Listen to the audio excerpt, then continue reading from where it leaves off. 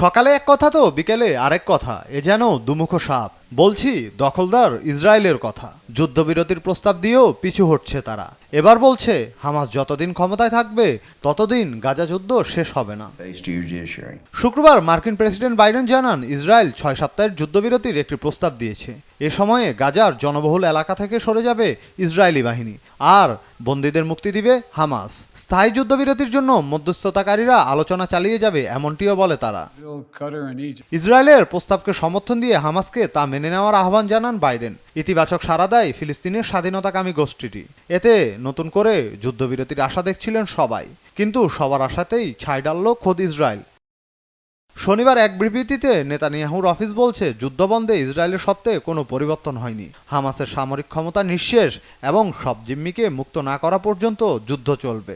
যতদিন পর্যন্ত গাজাকে তেল আবিবের জন্য হুমকি মনে হবে ততদিন পর্যন্ত অভিযান অব্যাহত থাকবে। আব্দুল্লাল মামুন, নিউজ ডেস্ক, দেশ টিভি।